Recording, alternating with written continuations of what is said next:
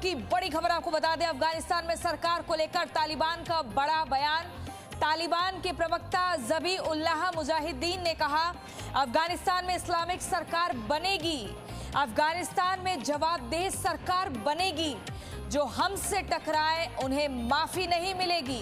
काबुल से उड़ान शुरू करने की कोशिश जारी है।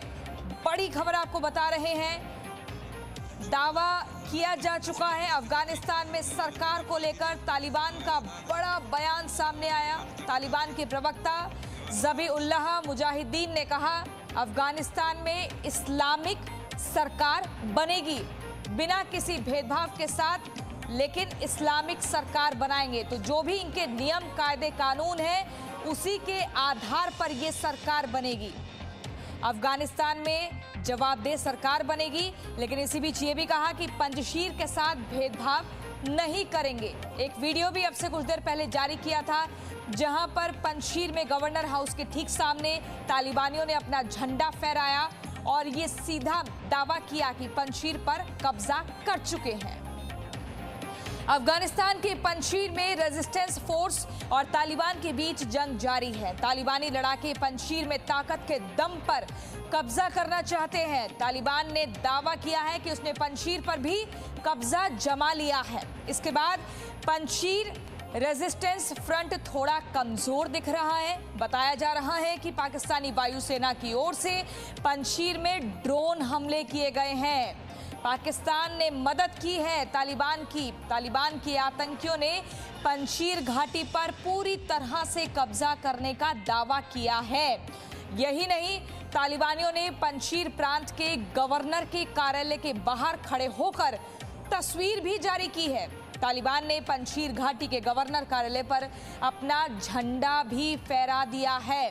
इस बीच विद्रोही नेशनल रेजिस्टेंस फोर्स यानी कि NRF ने तालिबान के दावे को गलत बताया है और कहा है कि पंजशीर के हर रणनीतिक जगह पर हमारी मौजूदगी है। इस बीच पंजशीर में अमरुल्लाह सालेह के तजाकिस्तान भागने का दावा किया जा रहा है।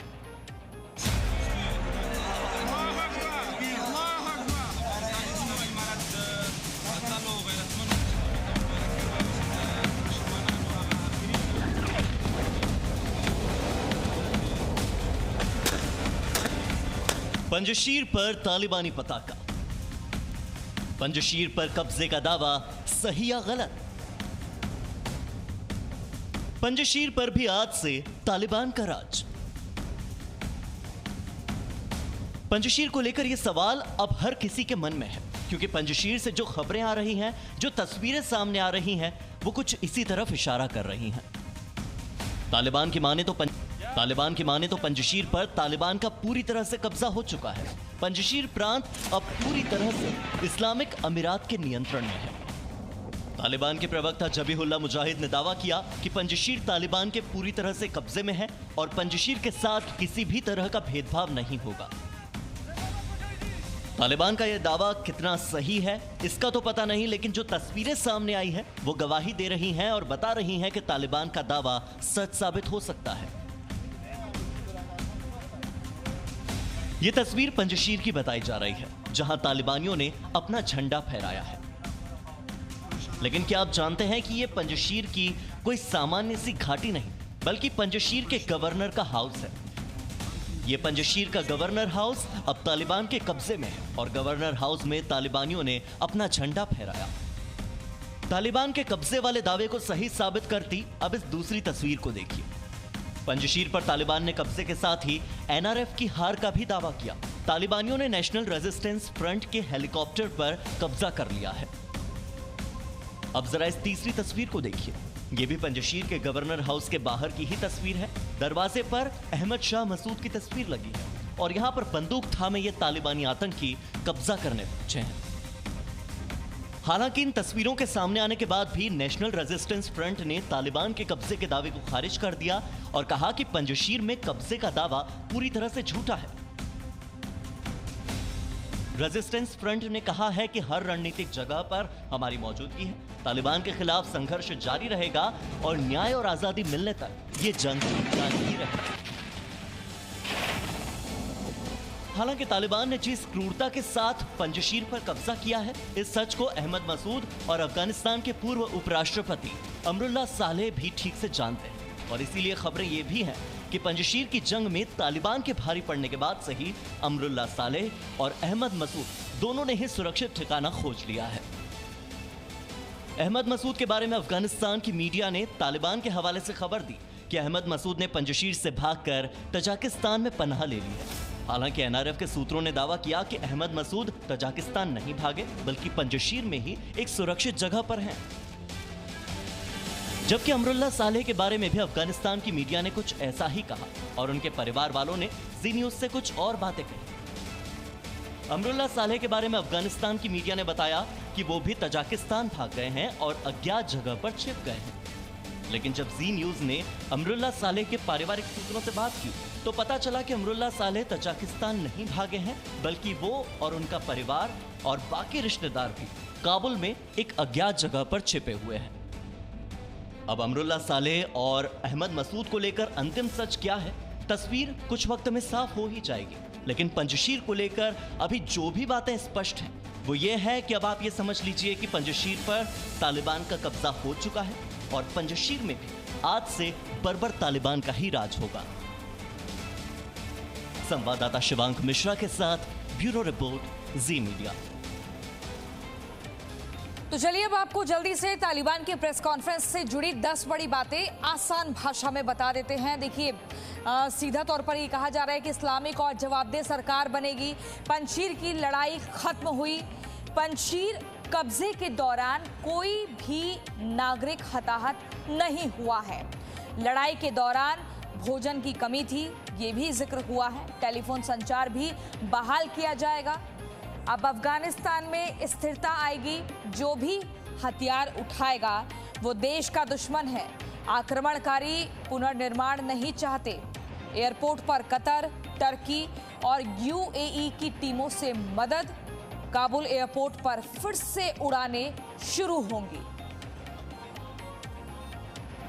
और ये 10 मुख्य बातें हमने आपको बताई, लेकिन इसी पर अब ज्यादा जानकारी के लिए हमारे सहयोगी रविंदर सिंह रॉबिन हमारे साथ जुड़ गए हैं। रविंदर जी, जो मौजूदा स्थिति है, जिस तरह से प्रेस कॉन्फ्रेंस की मुख्य बातें भी हमने बताई, उसमें तालिबानियों द्वारा ये सीधा तौर पर दावा किया जा रहा है कि हम सरकार बनाने जा रहे हैं और इस्लामिक तौर पर ये सरकार बनेगी। इससे क्या समझा जाए कि अब यहाँ पर महिलाओं की तो बिल्कुल एंट्री बैन ही है?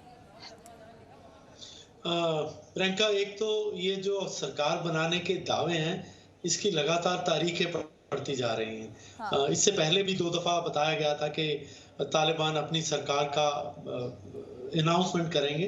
वो नहीं हो पाई। शुक्रवार को, शनिवार को, इतवार को, और आज भी नहीं हो पाई है। अभी भी वो इस पे दावा कर रहे हैं कि जल्द इस पे अनाउंस करेंगे। वहां पे ये दावा कि तालिबान ने पंजशीर पर कब्जा कर लिया है, ये प्रेस कॉन्फ्रेंस में बताया गया है। लेकिन पंजशीर के ही जो नॉर्दर्न जो पंजशीर के जो लोग आईटी सेल चलाते हैं, रेजिस्टेंस फोर्स के, उनका ये कहना है कि तालिबान का ये दावा खारिज है। हालांकि गाहे बगाहे पिक्चर्स आ रही हैं, वीडियो आ रही हैं, लेकिन इसका भी सच आना बाकी है। सर, दावे तो अलग अलग हो ही रहे हैं, लेकिन ये भी आपसे हम जानना चाह रहे हैं कि वो कह रहे हैं कि अब पंजशीर की लड़ाई खत्म हुई और किसी भी नागरिक को वहाँ कोई नुकसान नहीं हुआ। खाने पीने की कमी थी, लेकिन अब सारी चीजें हम बहाल कर रहे हैं। इस पर कितना भरोसा किया जाए, इसको कैसे समझा जाए? जबीउल्लाह मुजाहिद की प्रेस कॉन्फ्रेंस में जो बात कही, उसके अलावा एक आप ये देखिए कि जो तालिबान है, एक तो जमीनी लड़ाई लड़ रहा था वो पंजशीर के साथ, इसके साथ साथ वो एक इंटरनेट की, सोशल मीडिया की जंग भी तालिबान लड़ रहा है। वो दिखा रहा है, जिसका साथ वहां पे बैठे ISI के चीफ लेफ्टिनेंट जनरल वो भी वहां पे हैं। तो ऐसे ही एस्टैब्लिश भी हुआ है। बहुत सारे अकाउंट्स, बहुत सारे सोशल मीडिया, ट्विटर, फेसबुक और अकाउंट जो पाकिस्तान से चलते हैं, उन्होंने एक तरह से धावा बोला था इस तरह की बातें फैलाने का। यहाँ तक ये पिछले 3 दिन से ये कहा जा रहा था और फायरिंग दिखाई जा रही थी, हवाई फायर, कि पंजशीर कब्जे में ले लिया गया है। फिर इसके अलावा अमरुल्लाह सालेह के बारे में कहा गया था कि वो छोड़ के चले गए हैं। फिर उनकी वीडियो सामने आई। एक जंग ये भी थी जो ये चल रही थी आज तो प्रेस कॉन्फ्रेंस में जो उन्होंने कहा, जो दावे किए, वो एक दुनिया को दिखाने के लिए भी है कि वो वहां के लोग हैं उनको कुछ नहीं कहेंगे। ये दावा उनको सच करके दिखाना, जी, क्योंकि ये तालिबान को जी दावे देखिए दोनों तरफ से अलग अलग किए जा रहे हैं और आपने बताया कि जो जमीनी जंग है वो तो दुनिया देख ही रही है, लेकिन इंटरनेट पर भी एक अलग ही तरह से जंग दिख रही है, अलग अलग तस्वीरें सामने आ रही हैं, अलग अलग वीडियो सामने आ रही हैं।